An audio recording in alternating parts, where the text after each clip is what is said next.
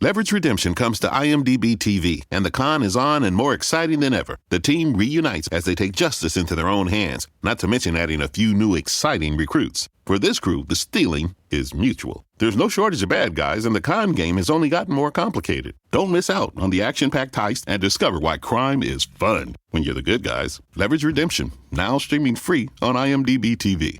IMDb TV is available on Fire TV, Roku, or anywhere Prime Video is available. Streaming only on Peacock. John Wayne Gacy killed 32. Straight from the killer's mouth. They want you to believe that I alone committed these murders. The new gripping 6-part documentary series, John Wayne Gacy, Devil in Disguise. All episodes streaming now, only on Peacock. Stories and content in Weird Darkness can be disturbing for some listeners and is intended for mature audiences only. Parental discretion is strongly advised. In this episode, I'm straying away from the usual and fulfilling a request of a fellow weirdo. One of my YouTube viewers suggested that I should narrate this famous creepypasta entitled Pen Pal. Each part was originally posted on Reddit as a standalone story, so it's really more like a series of 6 stories.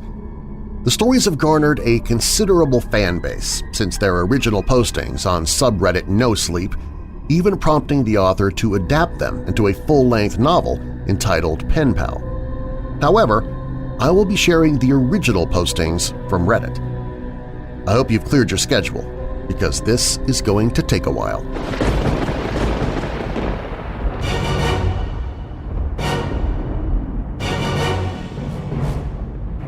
Welcome, Weirdos! I'm Darren Marlar, and this is Weird Darkness. Here you'll find stories of the paranormal, supernatural, legends, lore, crime, conspiracy, mysterious, macabre, unsolved, and unexplained. If you're new here, welcome to the show. And if you're listening on the radio or on a streaming station, be sure to subscribe to the podcast too. I upload episodes 7 days a week.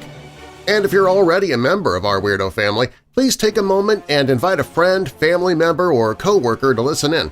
Recommending Weird Darkness to others helps make it possible for me to keep doing the show. And while you're listening, be sure to check out WeirdDarkness.com, where you can find me on Facebook, Twitter, Instagram, Minds, MeWe, and more, along with the Weird Darkness Weirdos Facebook group. Coming up in this episode, it's a special Darkives episode of Weird Darkness, where I reach back into the archives and bring out some dark and strange stories you might not have heard yet, as they are from several years ago. Now, bolt your doors, lock your windows, turn off your lights, and come with me into this Darkives episode of Weird Darkness.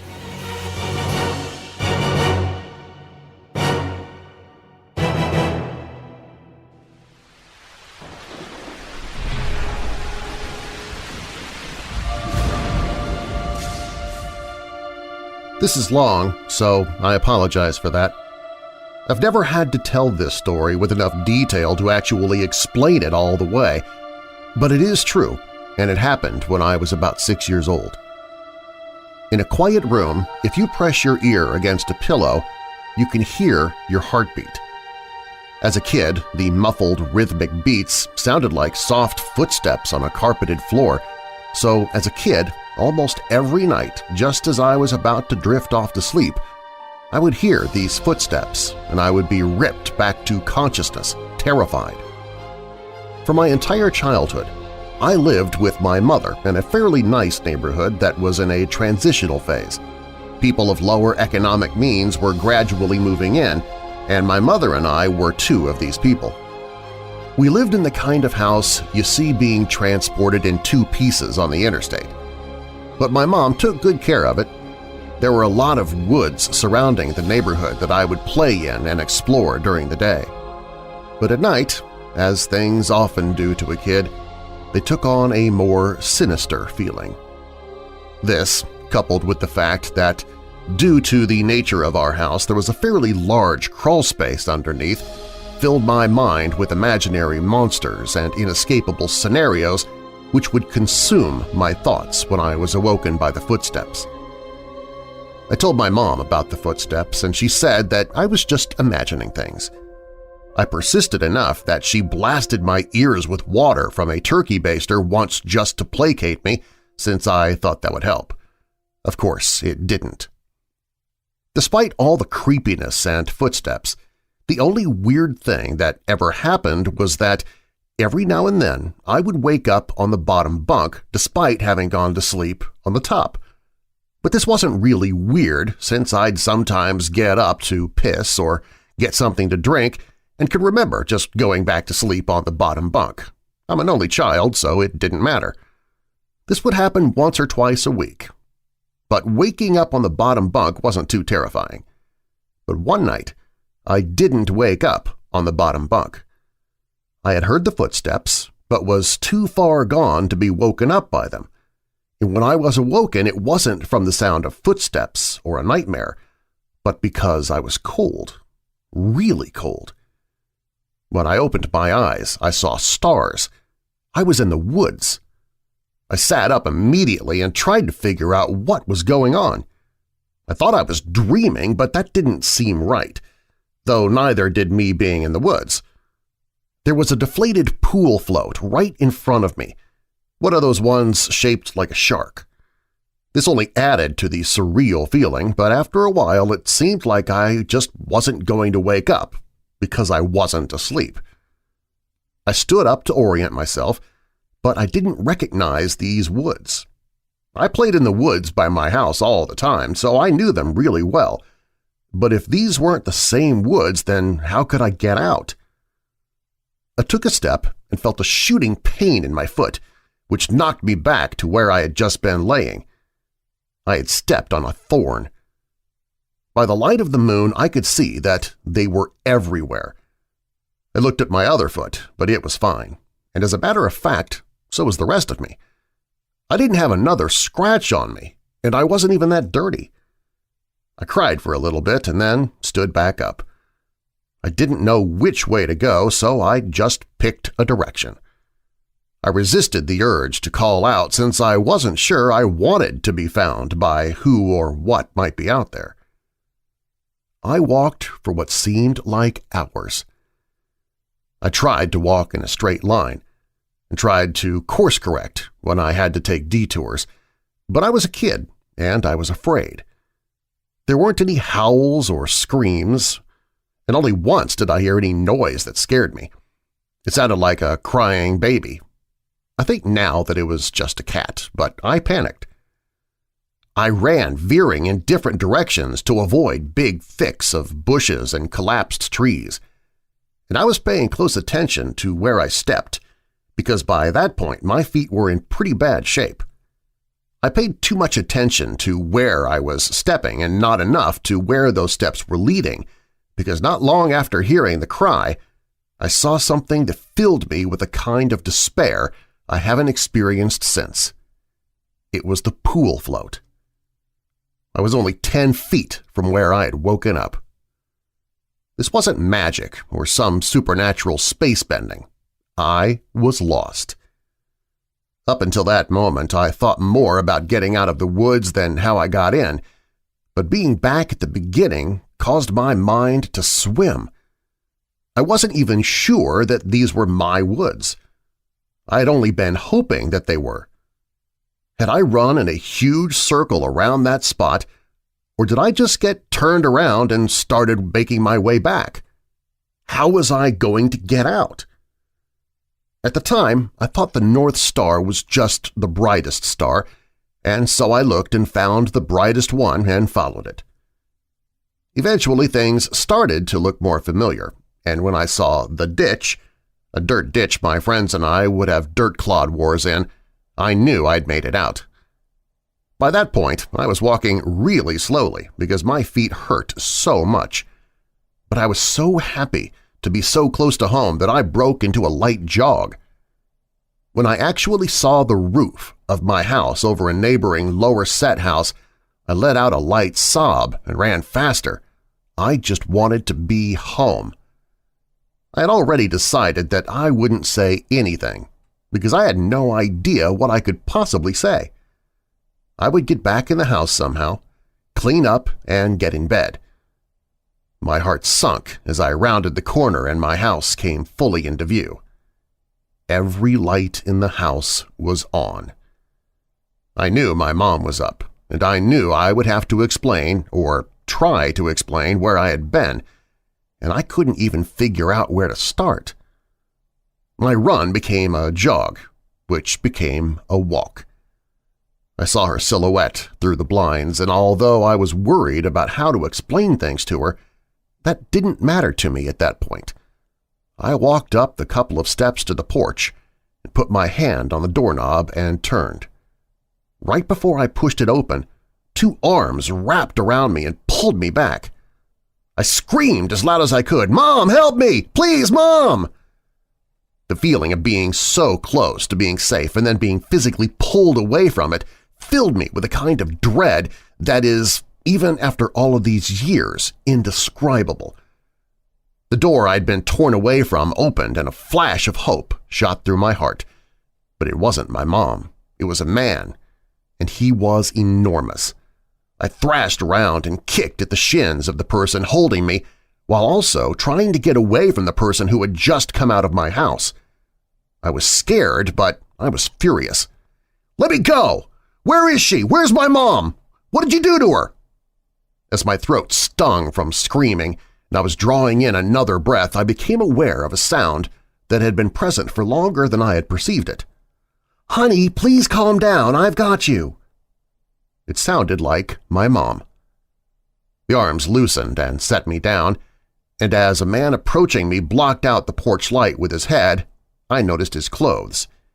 He was a cop. I turned to face the voice behind me and saw that it really was my mom. Everything was okay. I began to cry, and the 3 of us went inside. "I'm so glad you're home, sweetie. I was worried I'd never see you again." By that point, she was crying too. "I'm sorry, I don't know what happened. I just wanted to come home. I'm sorry." "It's okay, just don't ever do that again. I'm not sure me or my shins could take it." A little laughter broke through my sobs, and I smiled a bit. "Well, I'm sorry for kicking you, but why'd you have to grab me like that?" "I was just afraid that you'd run away again." I was confused. "What do you mean?" "We found your note on your pillow," she said, and pointed at the piece of paper that the police officer was sliding across the table. I picked up the note and read it. It was a running away letter. It said that I was unhappy and never wanted to see her or any of my friends again. The police officer exchanged a few words with my mom on the porch while I stared at the letter. I didn't remember writing a letter. I didn't remember anything about any of this.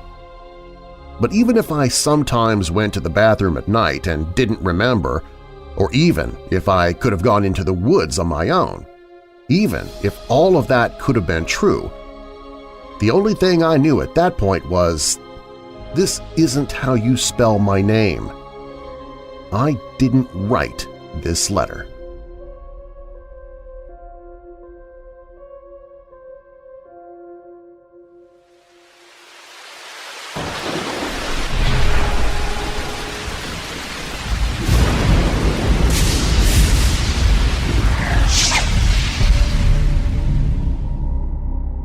A couple of days ago, I posted a story called Footsteps here on subreddit No Sleep. There were a number of questions that made me curious about certain details of my childhood, and so I spoke with my mother.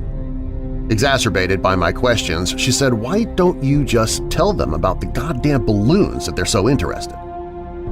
As soon as she said that, I remembered so much about my childhood that I had forgotten. This story will provide some greater context for the previous story, which I think you should read first. Though the order isn't of vital importance, reading that story first will put you in my place more effectively, since I remembered the events of Footsteps first. If you have questions or anything, feel free to ask and I'll try to answer them. Also, both stories are long, so heads up on that. I'm just hesitant to leave out any details that might be important. When I was 5 years old, I went to an elementary school that, from what I've come to understand, was really adamant about the importance of learning through activity. It was part of a new program designed to allow children to rise at their own pace.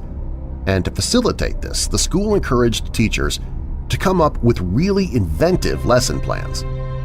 Each teacher was given the latitude to create his or her own themes, which would run for the duration of the grade, and all the lessons in math, reading, etc. would be designed in the spirit of the theme. These themes were called groups. There was a space group, a sea group, an earth group, and the group I was in, community. In kindergarten in this country, you don't learn much except how to tie your shoes and how to share, so most of it isn't very memorable. I only remember two things very clearly. I was the best at writing my name the right way, and the balloon project, which was really the hallmark of the community group, since it was a pretty clever way to show how a community functioned at a really basic level. You've probably heard of this activity. On one Friday, I remember it being Friday because I was excited about the project and it being the end of the week, toward the beginning of the year we walked into the classroom in the morning and saw that there was a fully inflated balloon tied off with string taped to each of our desks. Sitting on each of our desks was a marker, a pen, a piece of paper, and an envelope. The project was to write a note on the paper, put it into the envelope, and attach it to the balloon, which we could draw a picture on if we wanted. Most of the kids started fighting over the balloons because they wanted different colors, but I started on my note, which I had thought a lot about. All the notes had to follow a loose structure, but we were allowed to be creative within those boundaries. My note was something like this. Hi, you found my balloon. My name is… name, and I attend blank elementary school. You can keep the balloon, but I hope you write me back. I like Mighty Max, exploring, building forts, swimming, and friends. What do you like? Write me back soon. Here's $1 for the mail. On the dollar, I wrote 4 stamps right across the front, which my mom said was unnecessary, but I thought it was genius, so I did it. The teacher took a Polaroid of each of us with our balloons and had us put them in the envelope along with our letter. They also included another letter that I assume explained the nature of the project and sincere appreciation for anyone's participation in writing back and sending photos of their city or neighborhood. That was the whole idea, to build a sense of community without having to leave the school and to establish safe contact with other people. It seemed like such a fun idea. Over the next couple weeks, the letters started to roll in. Most came with pictures of different landmarks, and each time a letter would come in, the teacher would pin the picture on a big wall map we had put up showing where the letter had come from and how far the balloon had traveled. It was a really smart idea because we actually looked forward to coming to school to see if we had gotten our letter. For the duration of the year, we had 1 day a week where we could write back to our pen pal or another student's pen pal in case our letter hadn't come in yet. Mine was one of the last to arrive. When I came into the classroom, I looked at my desk and, once again, didn't see any letter waiting for me. But as I sat down, the teacher approached me and handed me an envelope. I must have looked so excited because as I was about to open it, she put her hand on mine to stop me and said, "Please don't be upset." I didn't understand what she meant. Why would I be upset now that my letter had come? Initially, I was mystified that she would even know what was in the envelope, but now I realized that, of course, the teachers had screened the contents to make sure there was nothing obscene. But all the same, how could I be disappointed? When I opened the envelope, I understood. There was no letter. The only thing in the envelope was a Polaroid, but I couldn't really make out what it was. It looked like a patch of desert, but it was too blurry to decipher. It appeared as if the camera had been moved while the picture was being taken. There was no return address, so I couldn't even write back if I wanted to. I was crushed.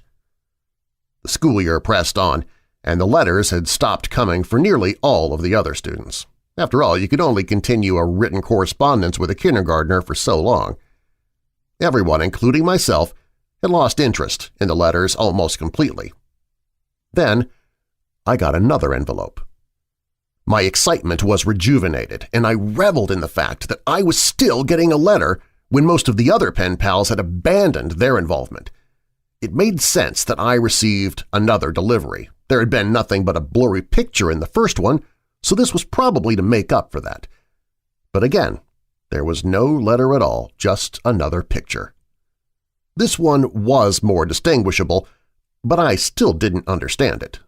The photograph was angled way up, catching the top corner of a building, and the rest of the image was distorted by a lens flare from the sun. Because the balloons didn't travel very far, and because they were all launched on the same day, the board became a bit cluttered, and so the policy for the students still exchanging letters became that they could take the photographs home. My best friend Josh had the second highest number of pictures taken home by the end of the year. His pen pal was really cooperative and sent him pictures from all around the neighboring city. Josh took home, I think, 4 pictures. I took home nearly 50. The envelopes were all opened by the teacher, but after a while I stopped even looking at the pictures. However, I saved them in one of my drawers that housed my collections of rocks, baseball cards, comic book cards, Marvel metal cards for those who might remember, and little miniature baseball batting helmets that I'd get out of a vending machine at Winn-Dixie after T-ball games. With the school year over, my attention turned to other things. My mom had gotten me a small snow cone machine for Christmas that year, and Josh had really coveted it. So much so that his parents bought him a slightly nicer one for his birthday, which was toward the end of the school year. That summer we had the idea that we would set up a snow cone stand to make money. We thought we'd make a fortune selling snow cones at $1. Josh lived in a different neighborhood, but we eventually decided that my neighborhood would be better because there were a lot of people who cared for their lawns. The yards in my neighborhood were slightly bigger. We did this for 5 weekends in a row until my mom told us that we had to stop, and I've only recently come to understand why she did that. On the 5th weekend, Josh and I were counting our money. Because we both had a machine, we each had a separate stack of money that we put together in one stack, and we then split it evenly. We had made a total of $16 that day, and as Josh paid out my 5th dollar, a feeling of profound surprise consumed me. The dollar said, 4 stamps. Josh noticed my shock and asked if he had miscounted. I told him about the dollar, and he said, "That's so cool, man!" As I thought about it, I came to agree. The idea that the dollar had made it right back to me after changing so many hands floored me. I rushed inside to tell my mom, but my excitement, coupled with her being distracted by a phone call, made my story incomprehensible, and she responded simply by saying, "Oh, wow, that's neat." Frustrated, I ran back outside and told Josh I had something to show him. Back in my room, I opened the drawer and took out the stack of envelopes and showed him some of the pictures. I started with the first picture, and we went through about 10 before Josh lost interest and asked if I wanted to go play in the ditch, a dirt ditch down the street from my house, before his mom came to pick me up, so that's what we did. We had a dirt war for a while, but it was interrupted several times by rustling in the woods around us. There were raccoons and stray cats that lived in there, but this was making a little too much noise, and we traded guesses as to what it was in an attempt to scare each other. My last guess was that it was a mummy, but in the end Josh kept insisting that it was a robot because of the sounds that we heard. Before we left, he got a little serious and looked me right in the eyes and said, "You heard it, didn't you? It sounded like a robot. You heard it too, right?" I had heard it, and since it sounded mechanical, I agreed that it was probably a robot. It's only now that I understood what we heard. When we got back, Josh's mom was waiting for him at the kitchen table with my mom. Josh told his mom about the robot. Our moms laughed, and Josh went home. My mom and I ate dinner, and then I went to bed.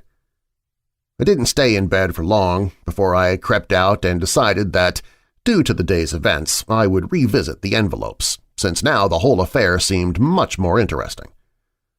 I took the first envelope and set it on the floor and set the blurry desert Polaroid on top. I laid the second envelope right next to it and placed the oddly angled Polaroid of a building's top corner on top and did this with each picture until they formed a grid that was about 5 by 10. I was always taught to be careful with things that I was collecting, even if I wasn't sure they were valuable. I noticed that the pictures gradually became more decipherable. There was a tree with a bird on it, a speed limit sign, power line, a group of people walking into some building. And then I saw something that vexed me so powerfully that I can now, as I write this, distinctly remember feeling dizzy and capable of only a single repeating thought. Why am I in this picture? In this photograph of the people entering the building, I saw myself holding hands with my mother in the very back of the crowd of people. We were at the very edge of the photo, but it was undeniably us. And as my eyes swam over the sea of Polaroids, I became increasingly anxious. It was a really odd feeling. It wasn't fear, it was the feeling you get when you're in trouble. I'm not sure why I was flooded with that feeling, but there I sat, floundering in the distinct sense that I had done something wrong.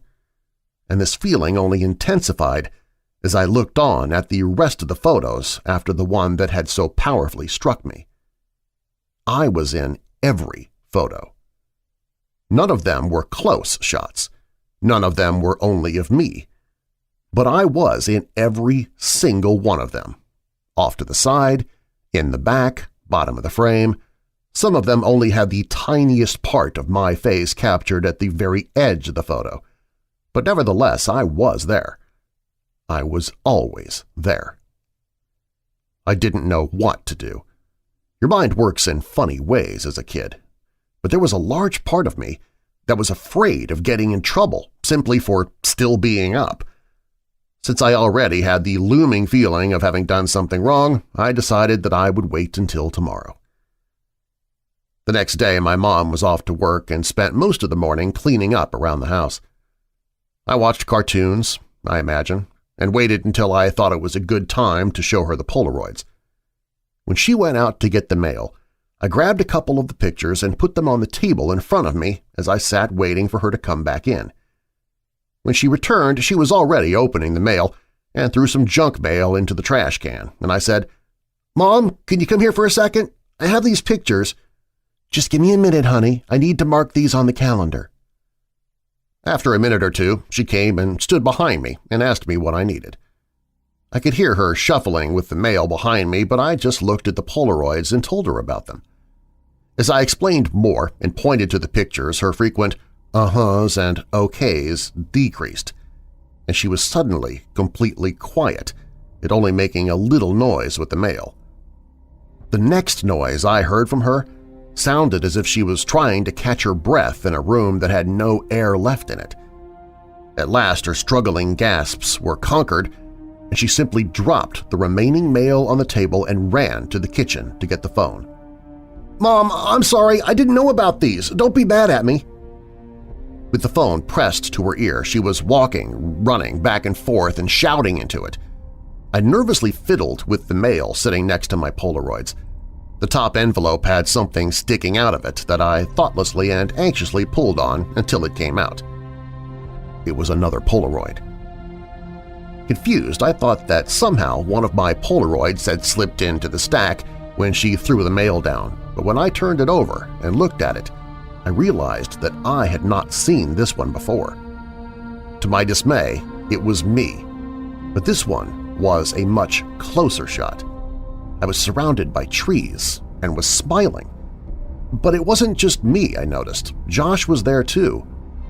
This was us from yesterday. I started yelling for my mom, who was still screaming into the phone. I repeatedly yelled for her until she finally responded with, "What?" And I could only think to ask, "Who are you calling?" "I'm talking with the police, honey." "But why? I'm sorry, I didn't mean to do anything." She answered me with a response that I never understood. until I was forced to revisit these events from the earliest years of my life. She grabbed the envelope off the table and the picture of Josh, and I spun and slid, landing next to the other Polaroids in front of me. She held the envelope up to my eyes, but I could only look at her and watch as all the color began draining out of her face. With tears welling up in her eyes, she said that she had to call the police because there was no postmark. Peacock fuels your true crime obsession with exclusive new originals. John Wayne Gacy, Devil in Disguise. Clowns can get away with murder. And Epstein's Shadow, Ghislaine Maxwell. She inherited Jeffrey Epstein's secrets. Plus the most bingeable crime series, Snapped. Sign up now at peacocktv.com. Peacock fuels your true crime obsession with exclusive new originals. John Wayne Gacy, Devil in Disguise. Clowns can get away with murder. And Epstein's Shadow, Ghislaine Maxwell. She inherited Jeffrey Epstein's secrets. Plus the most bingeable crime series, Snapped. Sign up now at peacocktv.com. What do you know about Dr. Dunch? Based on the unbelievable true story. I can't make sense of this. Dr. Death. Dunch has 2 deaths that we know of. Starring Joshua Jackson with Christian Slater and Alec Baldwin. I am going to fix you. All episodes streaming now, only on Peacock.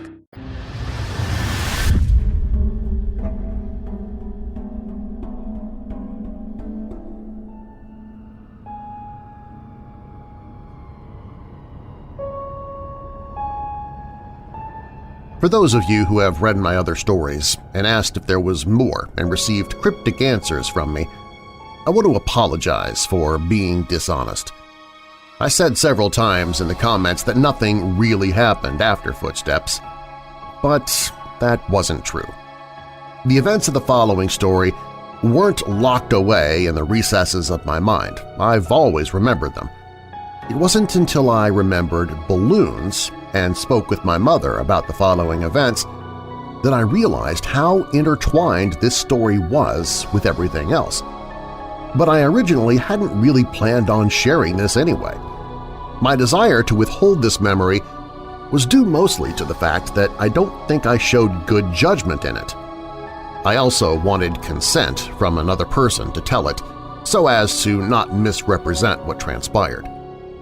I didn't expect there to be a lot of interest in my other stories, so I never thought I'd really get pressed for more details, and I would have been happy to keep this to myself for the rest of my life. I haven't been able to reach the other party, but I would feel disingenuous withholding this story from those who wanted more information now that I've spoken with my mother and another connecting line has been drawn. What follows is as accurate a recollection as I could manage. I apologize for the length. I spent the summer before my first year of elementary school learning how to climb trees. There was one particular pine tree right outside my house that seemed almost designed for me. It had branches that were so low I could easily grab them without a boost, and for the first couple days after I first learned how to pull myself up, I would just sit on the lowest branch, dangling my feet. The tree was outside our back fence and was easily visible from the kitchen window, which was just above the sink. Before too long, my mother and I developed a routine where I would go play on the tree when she washed the dishes because she could easily see me while she did other things. As the summer passed, my abilities grew, and before too long I was climbing fairly high. As the tree got taller, its branches not only got thinner, but more widely spaced. I eventually reached a point where I couldn't actually climb any higher, and so the game had to change. I began to concentrate on speed, and in the end I could reach my highest branch in 25 seconds. I got too confident, and one afternoon I tried to step from a branch before I had firmly grasped the next one. I fell about 20 feet and broke my arm really badly in 2 places. My mom was running toward me, yelling, and I remember her sounding like she was underwater. I don't remember what she said, but I do remember being surprised by just how white my bone was. I was going to start kindergarten with a cast and wouldn't even have any friends to sign it. My mom must have felt terrible because the day before I started school, she brought home a kitten.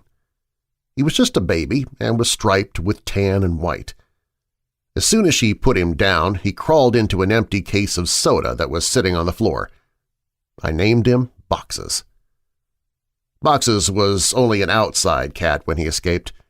My mom had him declawed so he wouldn't destroy the furniture, so as a result, we did our best to keep him inside. He'd get out every now and then, and we'd find him somewhere in the backyard chasing some kind of bug or lizard, though he could hardly ever catch one because he had no front claws. He was pretty evasive, but we'd always catch him and carry him back inside. He'd scramble to look over my shoulder. I told my mom that it was because he was planning his strategy for next time. Once inside, we'd give him some tuna fish, and he came to learn what the sound of the can opener might signal. He'd come running whenever he heard it. This conditioning came in handy later, because toward the end of our time in that house, Boxes would get out much more often and would run under the house into the crawl space where neither of us wanted to follow, because it was cramped and probably crawling with bugs and rodents. Ingeniously, my mom thought to hook the can opener to an extension cord out back and run it right outside the hole that Boxes had gone through. Eventually, he would emerge with his loud meows, looking excited by the sound, and then horrified at how we could run such a cruel ruse on him. A can opener with no tuna made no sense to Boxes. The last time he escaped to under the house was actually our last day in it. My mom had put the house on the market, and we had begun packing our things. We didn't have much, and we stretched the packing out a while. Though I had already packed up all my clothes at my mom's request, my mom could tell I was really sad about moving and wanted the transition to be smooth for me, and I guess she thought that having my clothes in the box would reinforce the idea that we were moving, but things wouldn't change that much. When Boxes got out, as we were loading some things into the moving van, my mom cursed because she had already packed the can opener and wasn't sure where it was. I pretended to go look for it so I wouldn't have to go under the house, and my mom, probably completely aware of my little scam, moved one of the panels and crawled in. She came out with Boxes pretty quickly and seemed pretty unnerved, which made me feel even better about getting out of it. My mom made some phone calls while I packed a little more, and then she came into my room and told me that she had spoken to the realtor and we were going to start moving into the other house that day. She said it like it was excellent news, but I had thought we had more time in the house. She originally said that we weren't moving until the end of the week and it was only Tuesday. What's more, we weren't completely finished packing, but my mom said sometimes it was just easier to replace things than pack them and haul them all over the city. I didn't even get to grab the rest of my boxed clothes. I asked if I could call Josh to say bye, but she said that we could just call him from our new house. We left in the moving van. I managed to stay in touch with Josh for years, which is surprising since we no longer went to the same school. Our parents weren't close friends, but they knew that we were, and so they would accommodate our desire to see one another by driving us back and forth for sleepovers, sometimes every weekend. For Christmas one year, our parents even pooled their money and got us some really nice walkie-talkies that were advertised to work across a range that extended past the distance between our houses. They also had batteries that could last for days if the walkie-talkie was on but not used. They would only occasionally work well enough that we could talk across the city, but when we stayed over, we'd use them around the house, talking in mock radio speak that we had taken from movies, and they worked great for that. Thanks to our parents, we were still friends when we were 10. One weekend I was staying over at Josh's and my mom called me to say goodnight. She was still pretty watchful, even when she couldn't actually watch me, but I had gotten so used to it that I didn't even notice it, even if Josh did. She sounded upset. Boxes was missing. This must have been a Saturday night because I had spent the night at Josh's the previous night and was going to go home the next day because we had school on Monday. Boxes had been missing since Friday afternoon. I gathered that she had not seen him since returning home after dropping me off. She must have decided to tell me he was missing because if he didn't come home before I did, then I would be devastated at not only his absence, but how she could have kept it from me. She told me not to worry. He'll come back, he always does. But boxes didn't come back. 3 weekends later, I stayed at Josh's again. I was still upset about boxes. But my mom told me that there had been many times when pets had disappeared from home for weeks or even months, only to return on their own. She said they always knew where home was and would always try to get back. I was explaining this to Josh when a thought hit me so hard that I interrupted my own sentence to say it aloud. What if boxes thought of the wrong home? Josh was confused. What? He lives with you. He knows where his home is. But he grew up somewhere else, Josh. He was raised in my old house a couple neighborhoods away. Maybe he still thinks of that place as home like I do. Oh, I get it. Well, that'd be great. We'll tell my dad tomorrow and he'll take us over there so we can look.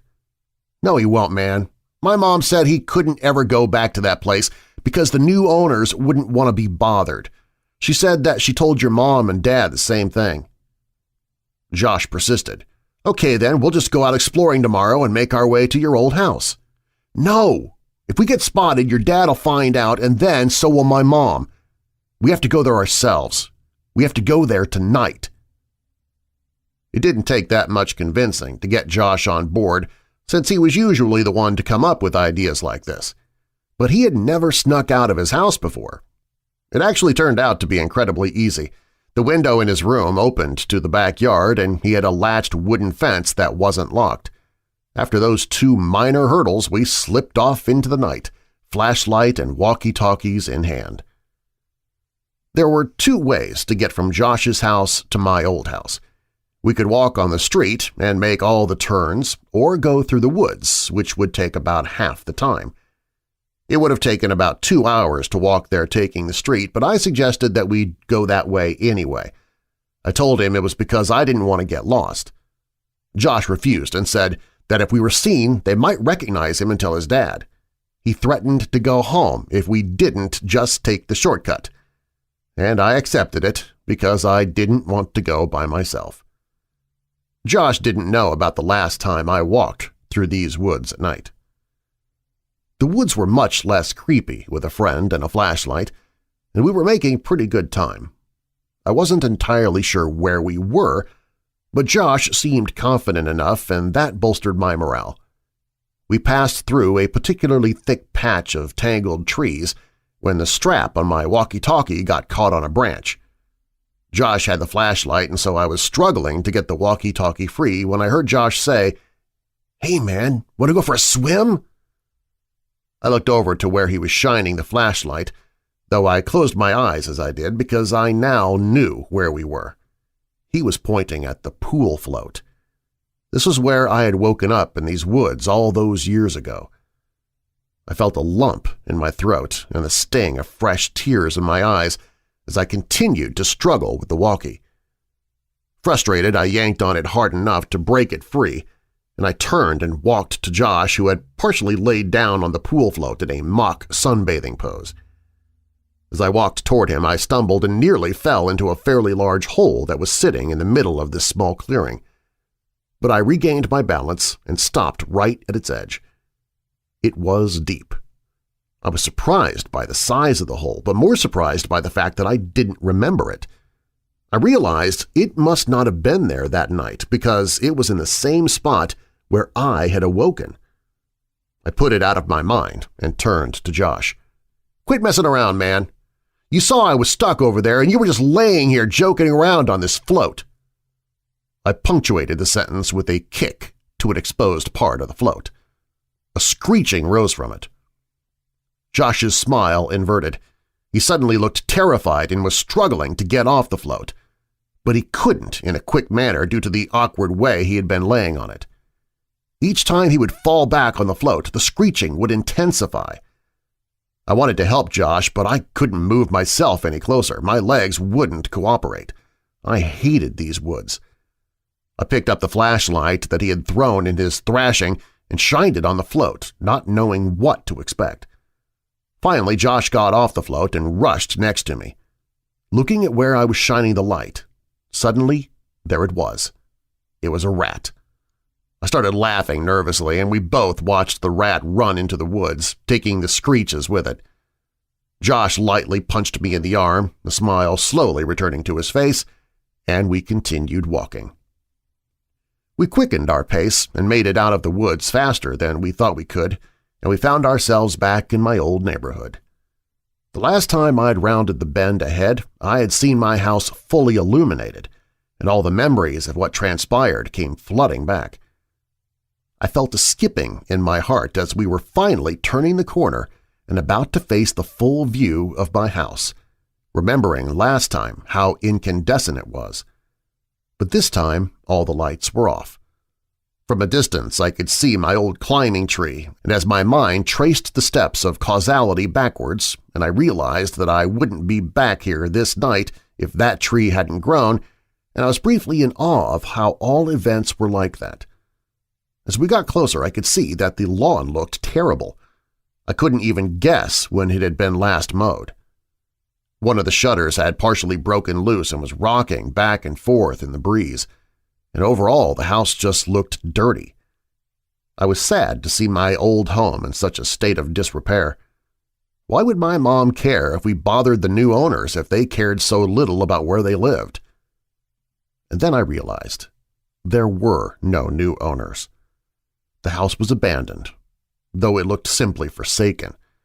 Why would my mom lie to me about our house having new people in it? But I thought that this was actually a good thing. It would be easier to look around for boxes if we didn't have to worry about being spotted by the new family. This would make it much quicker. Josh interrupted my thoughts as we walked through the gate and up to the house itself. "Your old house sucks, dude," Josh yelled as quietly as he could. "Shut up, Josh. Even like this, it's still nicer than your house." "Hey, man. Okay. I think boxes is probably under the house. One of us has to go under and look, but the other should stay next to the opening in case he comes running out." "Are you serious?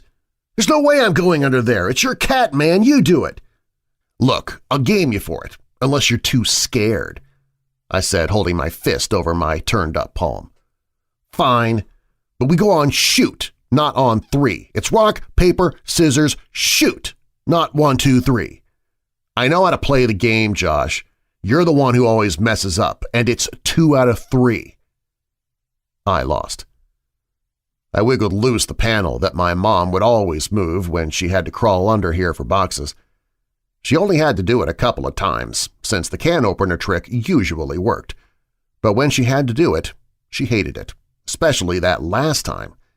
And as I looked into the darkness of the crawl space, I had a greater appreciation for why.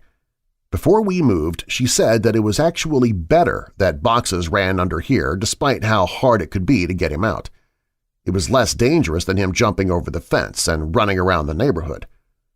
All that was true, but I was still dreading doing this. I grabbed the flashlight and the walkie and began to crawl. A powerful smell overtook me. It smelled like death. I turned on my walkie. "Josh, are you there?" "This is Macho Man, come back." "Josh, cut it out. There's something wrong down here." "What do you mean?" "It stinks. It smells like something died." "Is it boxes?" "I really hope not."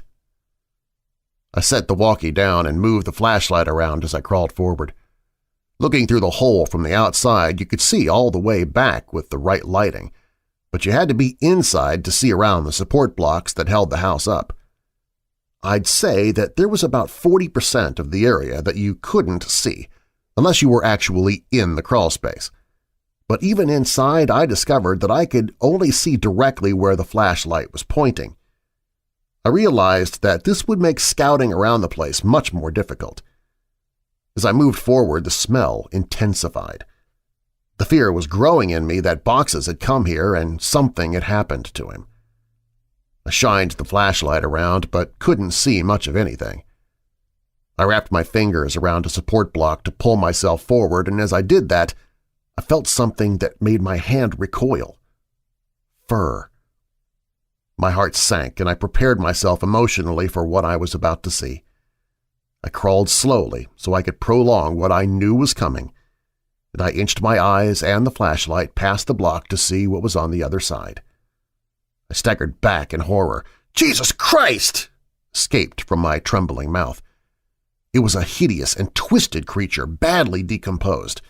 Its skin had rotted away on its face, so the teeth appeared to be enormous, and the smell was unbearable. "What is it? Are you okay? Is it boxes?" I reached for the walkie. No, it's not boxes." "Well, what the hell is it then?" "I don't know." I shined the light on it again and looked at it with less fear in my vision. I chuckled. "It's a raccoon." "Well, keep looking. I'm going to go into the house to see if he might have made it in there somehow." "What? No, Josh, don't go in there. What if Boxes is down here and runs out?" "He can't. I put the board back."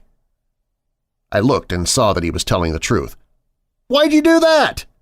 "Don't worry, man. You can move it easy.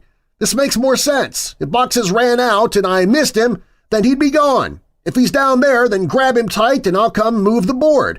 And if he's not, then you can move it yourself while I look in the house."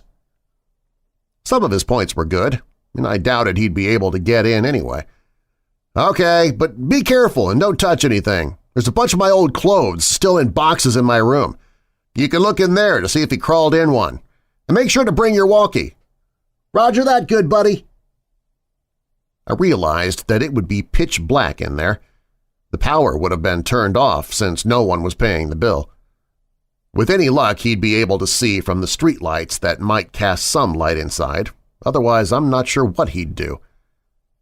Before too long, I heard footsteps right over my head and felt old dirt raining down on me. "Josh, is that you?" "Breaker, breaker! This is Macho Man coming back for the big tango, Foxtrot. The Eagle has landed. What's your 20, Princess Jasmine? Over." Asshole. "Macho Man, my 20's in your bathroom, looking at your stash of magazines. Looks like you got a thing for dudes' butts. What's the report on that? Over." I could hear him laughing without the walkie-talkie, and I started laughing too. I heard the footsteps fade away a little. He was on his way to my room. "Man, it's dark in here. Hey, are you sure you had boxes of clothes in here? I don't see any." "Yeah, there should be a couple boxes in front of the closet." "There aren't any boxes in here. Let me check to see if you maybe put the boxes in the closet before you left." I started thinking that maybe my mom had come back and gotten the clothes and just given them away because I had outgrown a lot of them. But I remembered leaving the boxes there. I didn't have time to close the last one before we left. While I was waiting for Josh to tell me what he found, I kicked out my leg, which had started falling asleep because of the position I was in, and it hit something. I looked back and saw something really strange. It was a blanket, and all around it there were bowls. I crawled a little closer to it. The blanket smelled moldy, and most of the bowls were empty, but one had something that I recognized still in it. Cat food. It was a different kind than we gave to Boxes, but I suddenly understood. My mom had set up a little place for Boxes to encourage him to come here instead of running around the neighborhood.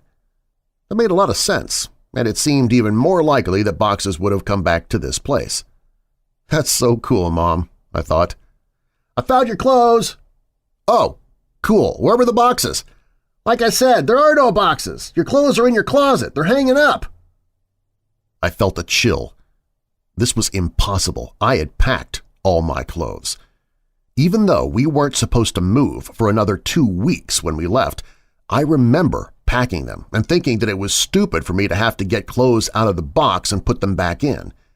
I had packed them, but someone had hung them back up. Why, though? Josh needed to get out of there. "That can't be right, Josh. They're supposed to be in boxes. Stop messing around and just come back outside." "No joke, man. I'm looking at them. Maybe you just thought that you left them." "Wow! You sure like to look at yourself, don't you?" "What? What do you mean?" "Your walls, man. Your walls are covered in Polaroids of yourself. There are hundreds of them. What, you hire someone to—" Silence. I checked my walkie to see if I had switched it off somehow. It was fine. I could hear footsteps but couldn't tell exactly where Josh was going. I waited for Josh to finish his sentence, thinking that his finger had just slipped off the button. But he didn't continue. He seemed to be stomping around the house now. I was just about to radio him when he came back. "There's someone in the house!" His voice was hushed and broken. I could hear he was on the verge of tears. I wanted to respond, but how loud was his walkie turned up? What if the other person heard it? I said nothing and just waited and listened. What I heard were footsteps, heavy, dragging footsteps, and then a loud thud. Oh, God, Josh! He had been found, I was sure of it. This person had found him and was hurting him. I broke out in tears. He was my only friend next to Boxes. And then I realized, what if Josh told him I was under here? What could I possibly do? As I struggled to compose myself, I thankfully heard Josh's voice through the walkie. "He's got something, man. It's a big bag. He just threw it on the floor and, oh God, man, the bag, I think it just moved." I was paralyzed. I wanted to run home. I wanted to save Josh. I wanted to go for help. I wanted so many things, but I just lay there, frozen. As I lay, unable to move, my eyes focused on the corner of the house that was right under my room. I moved my flashlight. My breath hitched at what I saw. Animals. Dozens of them. All of them dead. They lay in piles all around the perimeter of the crawl space. Could Boxes be among these corpses? Was this what the cat food was for? Seeing this broke my shock, as I knew I had to get out of there, and I scrambled to the board. I pushed on it, but it wouldn't budge. I couldn't move it because it was wedged in there, and I couldn't get my fingers around it since the edges were outside. I was trapped. "God damn you, Josh!" I whispered to myself. I could feel thunderous footsteps above me. The house was shaking. I heard Josh scream, and it was matched by another scream that wasn't full of fear. As I continued pushing, I felt the board move, but I knew it wasn't me who was moving it. I could hear footsteps above me and in front of me and shouting and screaming filling the brief silence between the footsteps. I moved back and held my walkie ready to try to defend myself, and the board was thrown to the side, and an arm shot in and grabbed for me. "Let's go, man, now!" It was Josh. Thank God. I scrambled out of the opening, holding the flashlight and the walkie. When we got to the fence, we both jumped it, but Josh's walkie fell. He reached for it, and I told him to forget it. We had to move. Behind us, I could hear yelling, though they weren't words, only sounds. And we, perhaps foolishly, ran for the woods to get back to Josh's quicker and be somewhat harder to follow. The whole way through the woods, Josh kept yelling, "My picture! He took my picture!" But I knew the man already had Josh's picture, from all those years ago at the ditch. I supposed Josh still thought those mechanical sounds were from a robot. He made it back to Josh's house and back into his room before his parents woke up. I asked him about the big bag and if it really moved, and he said he couldn't be sure. He kept apologizing about dropping the walkie at the house, but obviously that wasn't a big deal. We didn't go to sleep and sat peering out the window, waiting for him.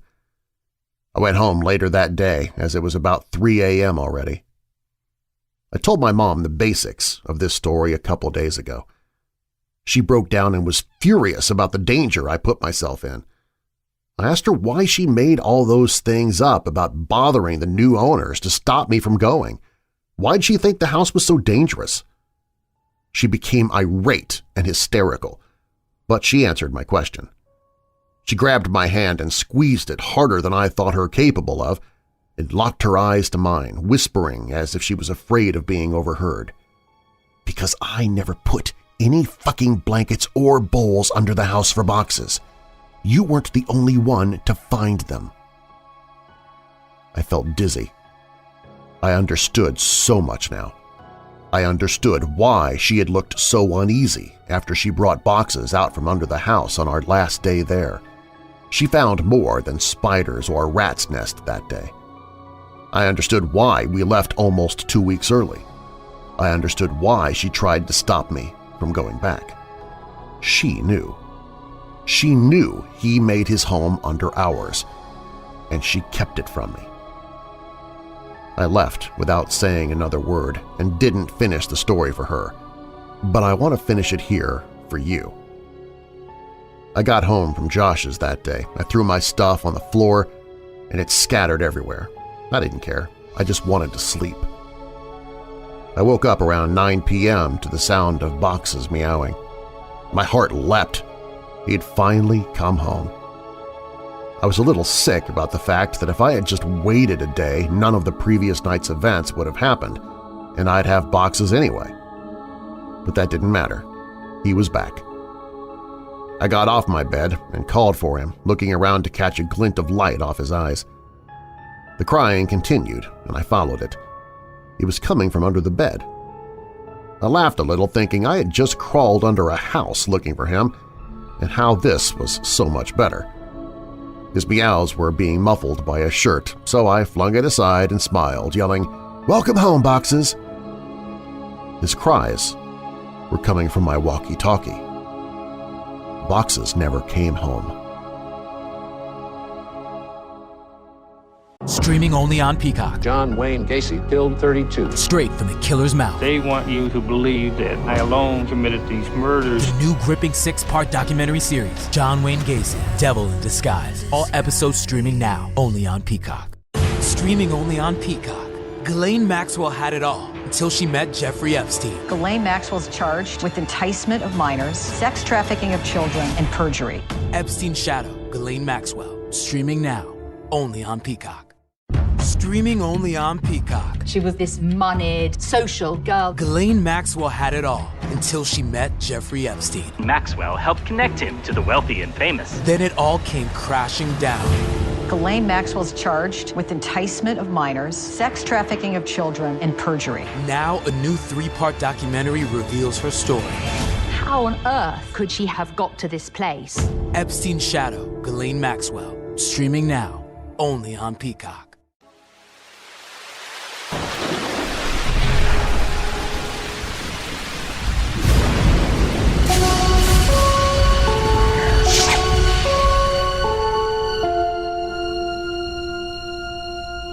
There was a comment in the last post that made me remember an event from my childhood that I always took as odd but never considered it to be related to any of these stories.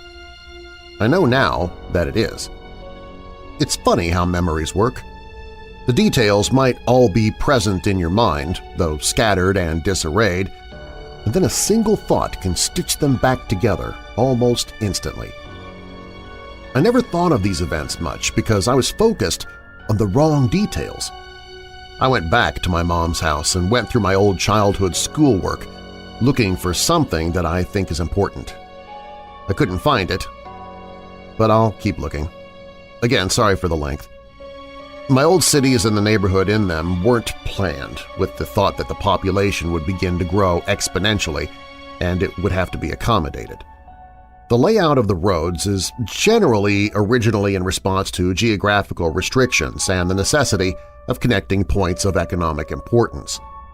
Once the connecting roads are established, new businesses and roads are positioned strategically along the existing skeleton, and eventually the paths carved into the earth are immortalized in asphalt, leaving room only for minor modifications, additions, and alterations, but never a dramatic change.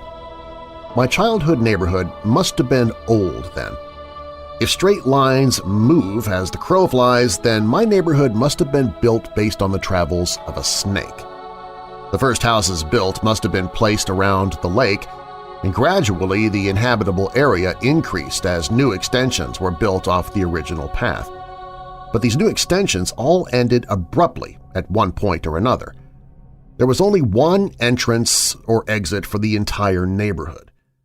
Many of these extensions were limited by a tributary which both fed and drank from the lake and passed right by what I came to call, and have called in these stories, the ditch. Many of the original homes had enormous yards, but some of those original plots had been divided, leaving properties with smaller and smaller boundaries. An aerial view of my neighborhood would give one the impression that an enormous squid had once died in the woods and some adventuring entrepreneur found the corpse and paved roads over its tentacles, only to withdraw his involvement and leave time, greed, and desperation to divide up the land among prospective homeowners like an embarrassing attempt at the golden ratio. From my porch, you could see the old houses that surrounded the lake, but the house of Mrs. Maggie was my favorite. She was, as best as I can remember, around 80 years old, but despite that, she was one of the friendliest people I had ever met. She had a head of loose-set white curls and always wore light dresses with floral patterns. She would talk to me and Josh from her back porch when we were swimming in the lake, and she would always invite us in for snacks. She said that she was lonely because her husband Tom was always away on business. But Josh and I would always decline her invitation because, as nice as Mrs. Maggie was, there was still something a bit odd about her. Every now and then, when we would swim away, she would say, "Chris and John, you're welcome here anytime." And we could hear her still yelling that when we were walking back into my house. Mrs. Maggie, like many of the older homeowners, had a sprinkler system that was on a timer, though at some point over the years, her timer must have broken because the sprinklers would come on at various points during the day and often even at night, all year. While it never got cold enough to snow very much, several times each winter I would go outside in the morning to see Mrs. Maggie's yard transformed into a surreal Arctic paradise by the frozen water. Every other yard stood sterilized and dry by the biting frost of the winter cold, but right there in the middle of the bleak reminder of the savagery of the season was an oasis of beautiful ice hanging like stalactites from every branch of every tree and every leaf of every bush. As the sun rose, it reflected off and each piece of ice splintered the sun into a rainbow that would only be viewed briefly before it blinded you. Even as a child, I was struck by how beautiful it was, and often Josh and I would go over there to walk on the iced grass and have sword fights with the icicles. I once asked my mom why she left it on like that. My mom seemed to search for the explanation before she said, "Well, sweetie, Mrs. Maggie is sick a lot, and sometimes when she gets really sick, she gets confused. That's why she messes up yours and Josh's names sometimes. She doesn't mean to, but sometimes she just can't remember. She lives in that big house all by herself, so it's okay if you talk to her when you swim in the lake, but when she invites you in, you should keep saying no. Be polite, her feelings won't get hurt." "But she'll be less lonely when her husband comes home, though, right? How long will he be away on business? It seems like he's always away." My mom seemed to struggle, and I could see that she had become very upset. Finally she answered, "Honey, Tom's not going to come home. Tom's in heaven. He died years and years ago, but Mrs. Maggie doesn't remember. She gets confused and forgets, but Tom's not ever coming home. If someone moved back in with her, she might even think it was Tom, but he's gone, sweetie." I would have only been around 5 or 6 when she told me that, and while I didn't understand it completely, I was still profoundly sad for Mrs. Maggie. I now know that Mrs. Maggie had Alzheimer's. She and her husband Tom had 2 sons, Chris and John. The two had worked out payment plans with the utility companies and paid for Mrs. Maggie's water and electricity, but they would never visit her. I don't know if something happened between them or if it was the illness or if they just lived too far away, but they never came around. I have no idea what they looked like, but there were times when Mrs. Maggie must have thought Josh and I looked like they did when they were children. Or maybe she saw what some part of her mind so desperately wanted her to see, ignoring the images transmitted down her optic nerve and just for a little while showing her what used to be. I realize only now how lonely she must have been. During the summer after kindergarten, before the events of balloons, Josh and I had taken to exploring the woods near my house, as well as the tributary of the lake. We knew that the woods between our houses were connected, and we thought it would be neat if the lake near my house was somehow connected to the creek around his, so we resolved ourselves to find out. We were going to make maps. The plan was to make 2 separate maps and then combine them. We would make one map exploring the area around the creek near his house and make another following the outflow from my lake. Originally, we were going to make one map, but we realized that wasn't possible since I had started drawing the map of my area so huge that the route from his house wouldn't have been to scale. We kept the map from the lake at my house and the map from the creek at his house, and we would add to each when we stayed the night with each other. For the first couple of weeks, it went really well. We would walk through the woods along the water and pause every couple of minutes to add to the map. It seemed like the 2 maps would come together any day. We had no equipment needed for the job, not even a compass, but we tried to make do. We had the idea to impale the earth with a stick when we reached the end of our venture so that if we came upon the stick from the other direction the next weekend, we would know we had joined the maps. We might have been the world's worst cartographers. Eventually, however, the woods became too thick near the water coming from the lake, and we were unable to proceed further. We lost interest in the whole project for a bit and reduced our explorations significantly, though not completely, when we started selling snow cones. After I showed my mom all the pictures I had taken home from school and she took away my snow cone machine, our interest in the maps revitalized. We had to come up with another plan. Although I didn't understand why, my mom had placed what I considered to be extremely severe restrictions on what I could do and where I could go, and I had to check in frequently if I went outside to play with Josh. This meant that we couldn't stay in the woods for hours and continue to look for a new path. We thought that we could just swim when we got to the cutoff in the woods, but that clearly wouldn't work since the map would get wet. We tried going faster when we were coming from Josh's house, but we eventually ran into the same problem. Then we had a brilliant idea. We'd build a raft. Due to the construction in the neighborhood, there was a large amount of scrap building material that the company would set in the ditch to keep it out of the road and off-site since they no longer needed it for building. We originally conceived of a formidable ship complete with a mast and an anchor, but this quickly diminished into something more manageable. We set aside the wood and took several large pieces of styrofoam that were backed with foam board and tied them together with rope and kite string. We launched our vessel a little downwater from Mrs. Maggie and waved a farewell to her as she motioned us to come back her way, but there was no stopping us. The raft worked very well, and while we both behaved and spoke as if the functionality of the raft was a given, I know at least I was a little surprised. We each had a fairly long tree branch to use as a paddle, but we found it was easier to simply push against the land under the water than actually use them as intended. When the water became too deep, we'd simply lie on our stomachs and use our hands to paddle the water, which still worked, albeit less well.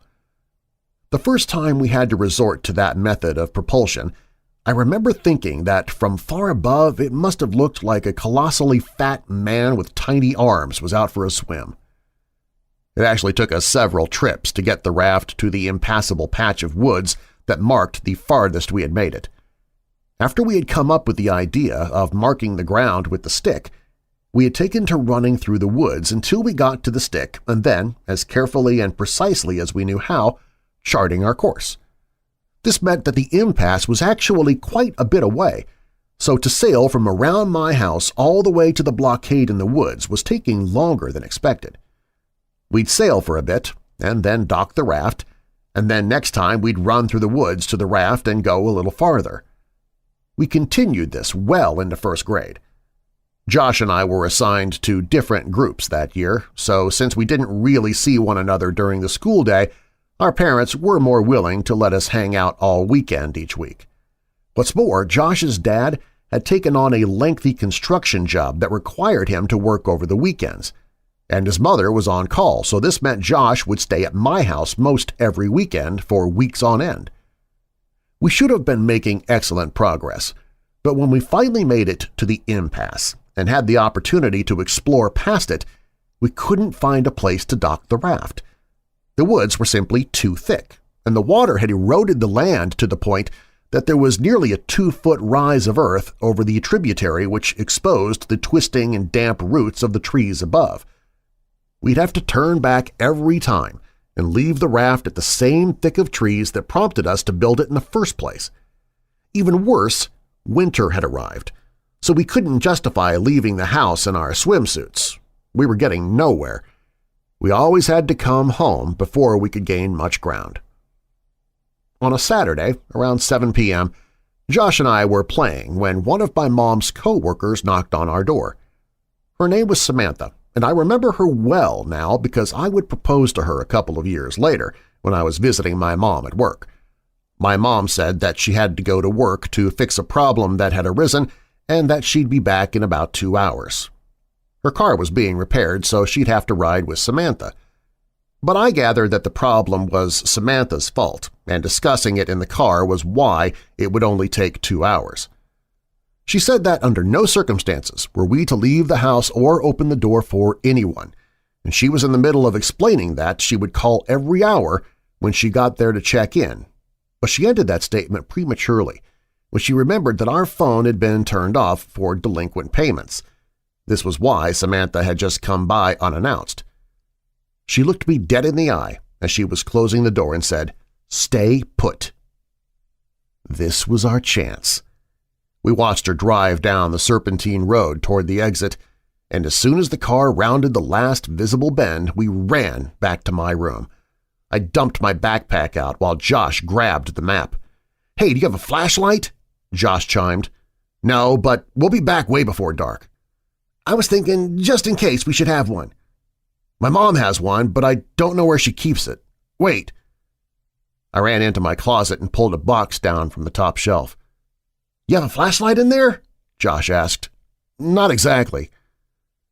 I opened the box and revealed 3 Roman candles that I had taken from the pile that my mother had amassed for the 4th of July that past summer, along with a lighter that I had managed to take from her some months before. This would ensure that we at least had some light if we needed it. This was a little bit before I had been given an opportunity to be afraid of the woods at night, so it wasn't fear that motivated our search for a light source, only practicality. We threw it all in the backpack and bolted out the back door, making sure to close it so boxes wouldn't get out. We had 1 hour and 50 minutes. We ran through the woods as fast as we could and made it to the raft in about 15 minutes. We had our bathing suits on under our clothes, so we stripped off our shirts and shorts and left them in 2 separate piles about 4 feet from the edge of the water. We untied the raft from the tree, grabbing our branch paddles and cast off.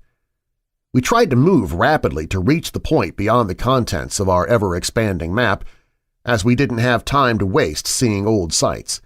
We knew that we were slower in the raft than on land and that we would be in the raft for quite a while after the cutoff, since the woods were too thick to walk through and there wasn't a place to dock. This meant that we'd have to ride the raft back to the original docking site even if we found a new place to dock it further ahead. After we passed the last charted part of our map, the water began to get really deep, and eventually we could no longer touch the bottom with our tree branches. So we lay on our stomachs and paddled with our hands.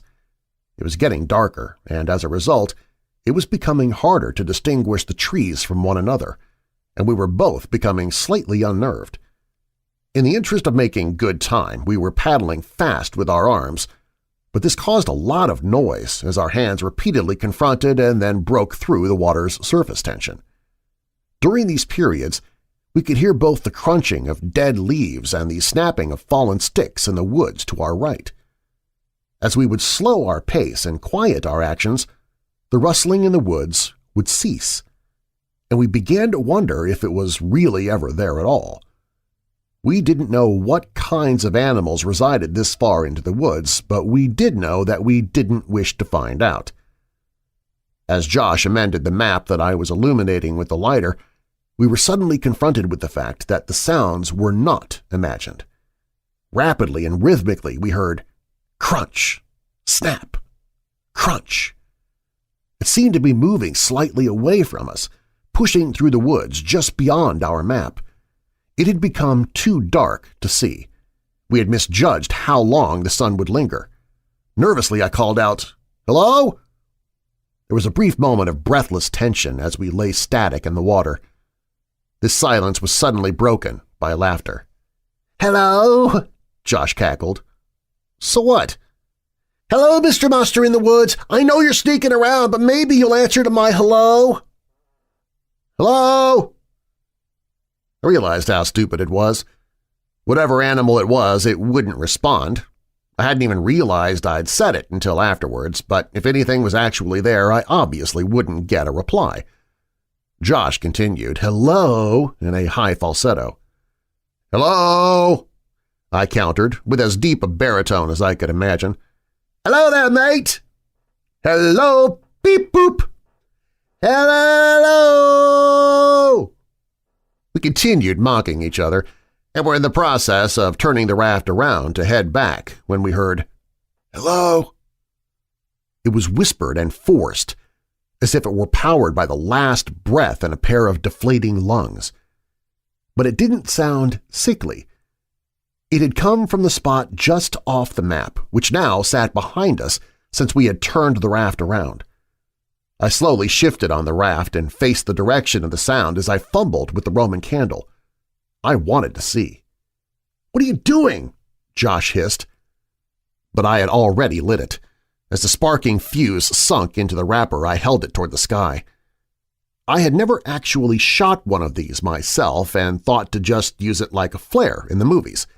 A glowing green orb rocketed out towards the stars and then quickly extinguished. I lowered my arm more toward the horizon. I could remember there were several colors, but I couldn't remember how many times one of these fired before being depleted. A second ball of red light burst out and fizzled above the trees, but I still saw nothing. "Let's just go, man," Josh pressed as he turned to face the direction back home and began paddling desperately. "Just one more." Lowering my arm directly at the woods in front of me, another red ball of fire was launched from the tube. It traveled straight ahead until it collided with the tree, briefly exploding the light in a much greater diameter. Still nothing. I dropped the firework in the water and watched as one more struggling fireball burst free, only to quickly die, suffocated by the water. As we began paddling in the direction toward my house, we heard a loud and unconcealed rustling in the woods. The breaking of branches and the trampling of fallen leaves overpowered the sound of our splashing. It was running. In our panic, we jostled the raft too violently, and I felt one of the ropes under my chest loosen. "Josh, be careful!" But it was too late. Our raft was breaking.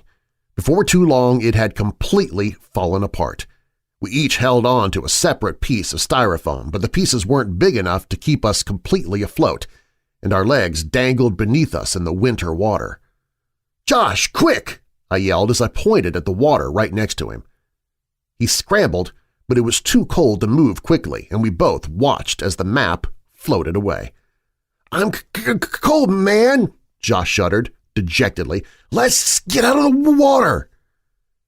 We approached the shore, but each time we attempted to pull ourselves up, we'd hear the frantic rustling thundering toward us from the woods just above.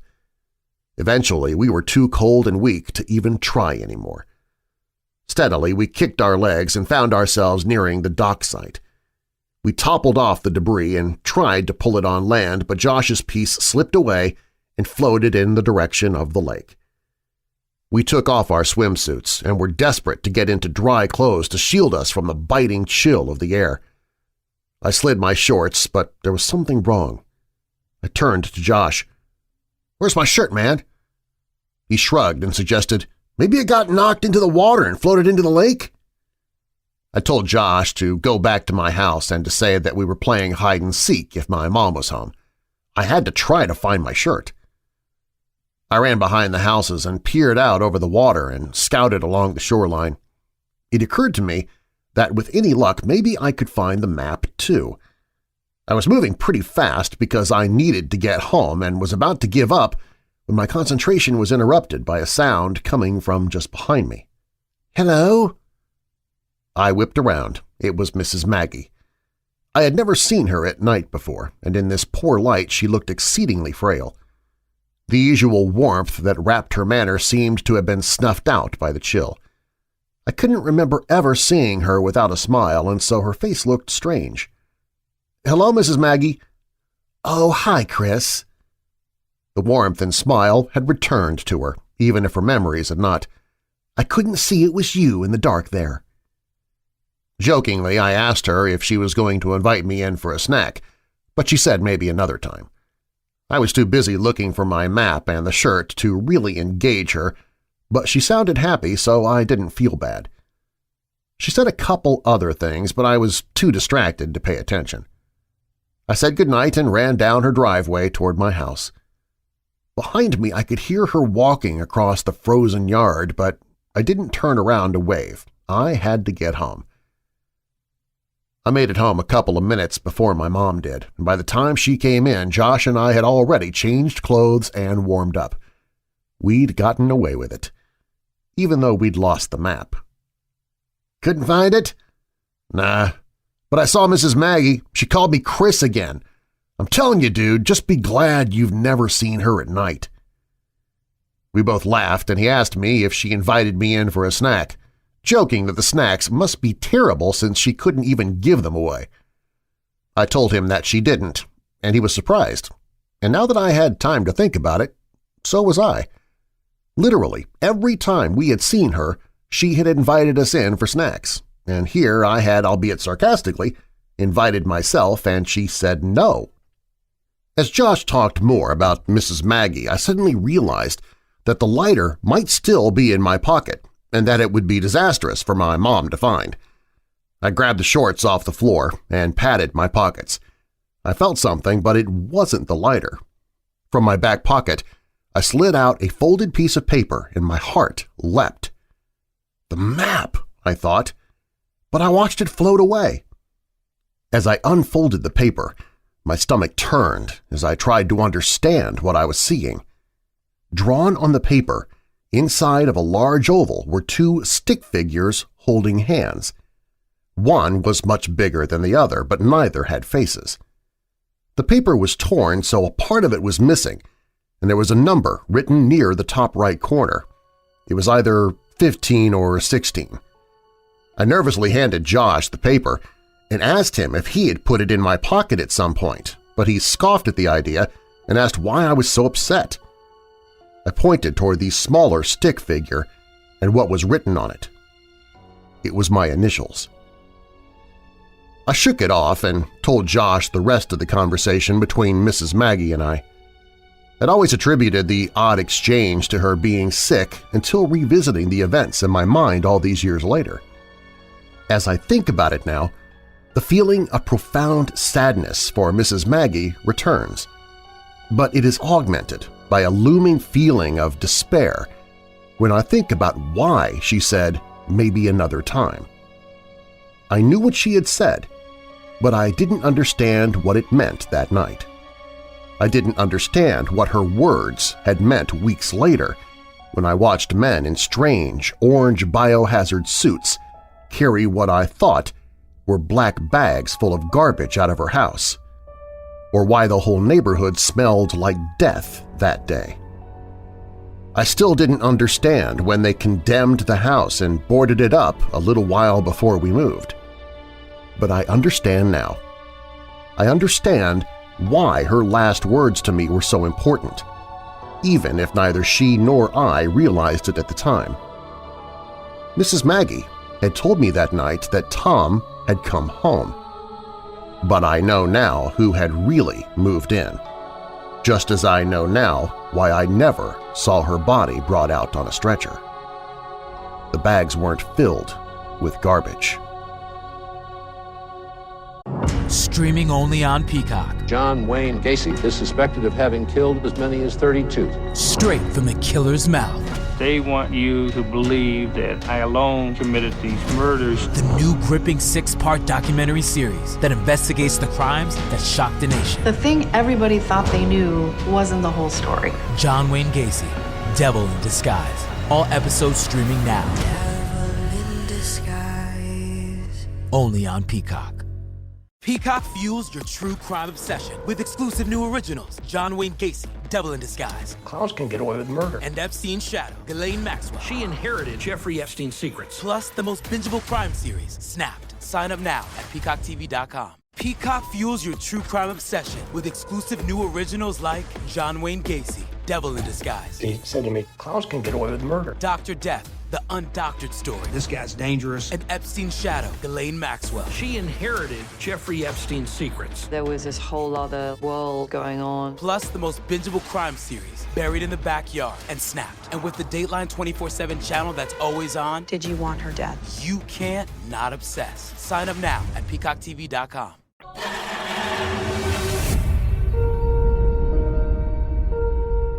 I've intentionally withheld some details from a lot of my stories.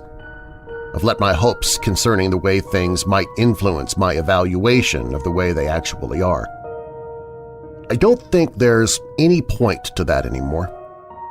At the end of the summer between kindergarten and first grade, I caught the stomach flu. This has all of the components of the regular flu. However, with the stomach flu, you throw up in a bucket and not the toilet because you're sitting on it.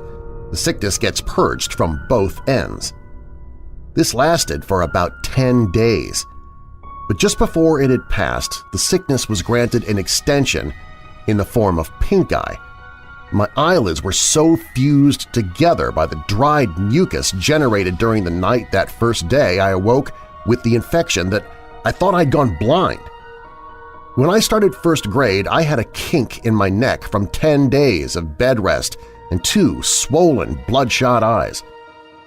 Josh was in another group and didn't have my lunch, so in cafeteria bursting with 200 kids, I still had a table to myself. I started keeping spare food in my backpack that I would take into the bathroom to eat after lunch, since my school meals were usually confiscated by older kids who knew I wouldn't stand up to them since no one would stand with me. This dynamic persisted even after my condition cleared up, since no one wants to be friends with the kid who gets bullied, lest they have some of that aggression directed toward themselves. The only reason this stopped was due to the actions of a kid named Alex. Alex was in the 3rd grade and was bigger than most of the other kids in any grade. Around the 3rd week of school, he started sitting with me at lunch, and this put an immediate end to the shortage of my food supply. He was nice enough, but he seemed kind of slow. We never really talked at length except for when I finally decided to ask why he had been sitting with me. He had a crush on Josh's sister, Veronica. Veronica was in 4th grade and was probably the prettiest girl in the school. Even as a 6-year-old who fully endorsed the notion that girls were disgusting, I still knew how pretty Veronica was. When she was in 3rd grade, Josh told me 2 boys had actually gotten into a physical fight which erupted out of an argument concerning the significance of the messages she had written in their yearbooks. One of the boys eventually hit the other in the forehead with the corner of the yearbook, and the wound required stitches to close. While not one of those 2 boys, Alex wanted her to like him and confessed that he knew Josh and I were best friends. I gathered that he had hoped that I would convey his ostensibly philanthropic deed to Veronica and that she would presumably be so moved by his selflessness that she'd take an interest in him. If I told her, he would continue to sit with me as long as I needed him to. Because this was during the time when Josh mostly stayed at my house building the raft and navigating the tributary with me, I didn't have the chance to bring it up to Veronica because I simply didn't see her. I told Josh about it, and he made fun of Alex, but said he would tell his sister since I wanted him to. I doubted that he would. Josh was annoyed that people seemed to be so taken with his sister. I remember him calling her an ugly crow. I never said anything to Josh, but I remember wanting to say even then that she was pretty and would one day be beautiful. I was right.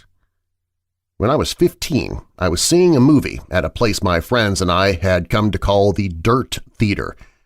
It was probably nice at some point, but time and neglect had weathered the place severely.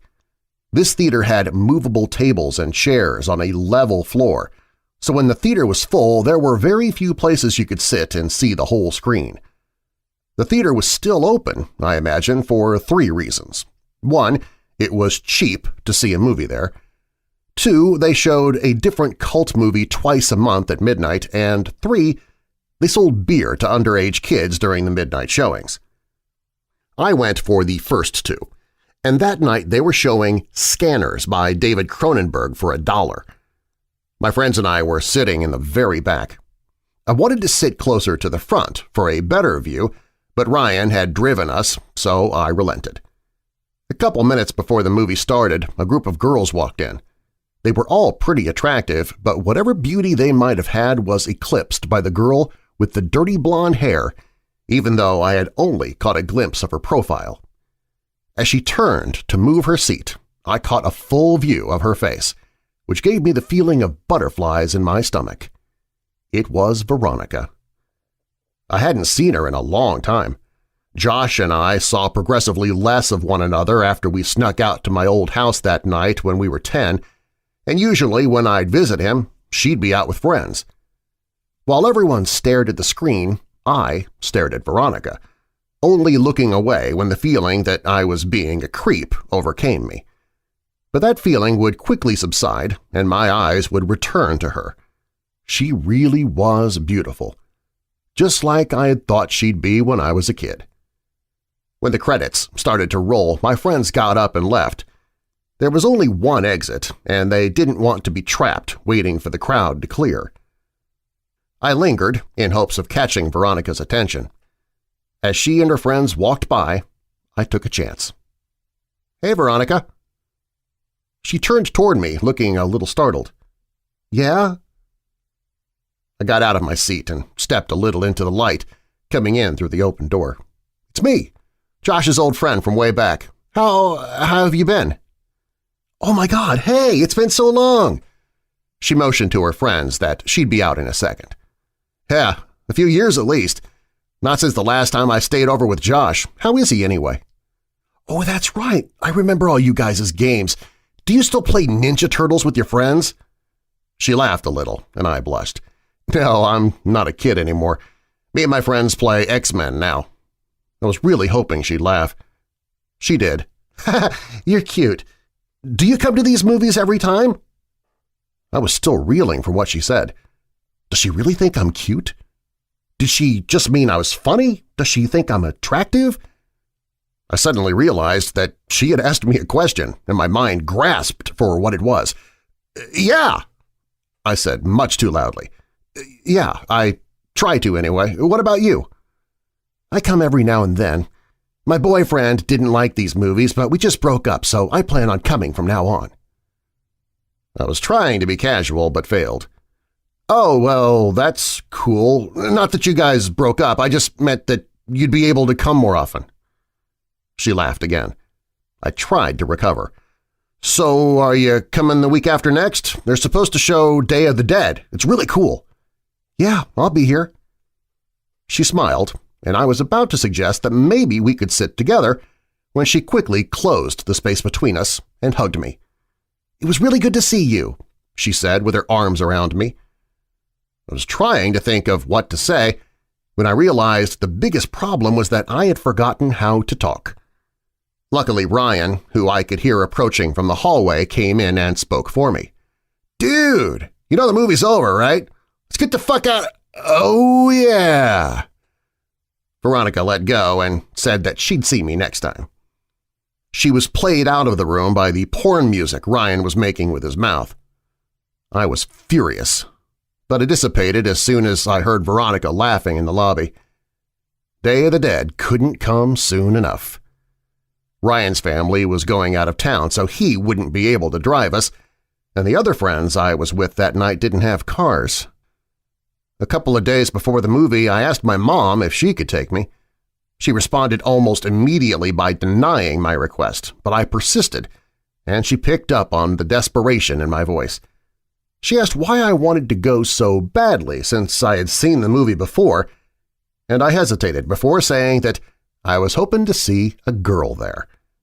She smiled and asked playfully if she knew the girl, and I reluctantly told her it was Veronica. The smile disappeared from her face and she coldly said, "No." I decided that I would call Veronica to see if she could pick me up. I had no idea if she still lived at home, but it was worth a try. But then I realized that Josh might answer. I hadn't talked to him in almost 3 years, and if he answered, I obviously couldn't ask to talk to his sister. I felt guilty for calling to speak with Veronica and not Josh, but I dismissed that feeling quickly. Josh hadn't called me in years either. I picked up the phone and dialed the number that was still embedded in my muscle memory from having dialed it so often all those years ago.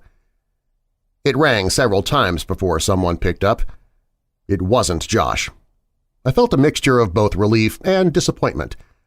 I realized in that second that I really missed Josh. I would call after this weekend and talk to him, but this was my only chance to see if Veronica could or would take me, so I asked for her. The person told me I had dialed the wrong number. I repeated the number back to her, and she confirmed. She said they must have changed their number, and I agreed. I apologized for the disturbance and hung up.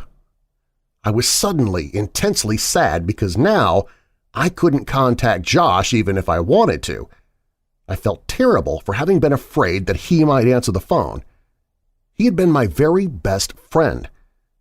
I realized that the only way I could be put back in touch with him would be through Veronica, so now, not that I needed one, I had another reason to see her. I told my mom the day before the movie that I was no longer concerned with going, but was hoping she could drop me off at my friend Chris's house. She relented and dropped me off that Saturday a couple of hours before the movie. My plan was to walk from his house to the theater, since he only lived about a half-mile away. They went to church early on Sundays, so his parents would go to sleep early Saturday night, and Chris was fine with not coming with me since he had planned on chatting with this girl he met online. He said that the walk back to his house would be even lonelier after she laughed in my face when I tried to kiss her, and I told him not to electrocute himself when he tried to have sex with his computer. I left his house at 11:15. I tried to pace myself so I'd get there just a little before the movie. I was going by myself, and so I didn't want to just hang around there waiting. On the way to the theater, I figured that if Veronica showed up at all, it would be too lucky for us to arrive at the same time, so I debated whether I should wait outside or just go in. Both had their pros and cons. As I was grappling with these concerns, I noticed that the steady stream of streaking car lights that had been overtaking me had been replaced by a single, constant spotlight that refused to pass. The road wasn't illuminated by streetlights, so I was walking in the grass with the road about 2 feet to my left. I stepped a little more to my right and craned my neck over my left shoulder to see what was behind me. A car had stopped about 10 feet behind me. All I could see were the violently bright headlights that were cutting through the otherwise Stygian surroundings. I thought that it might be one of Chris's parents,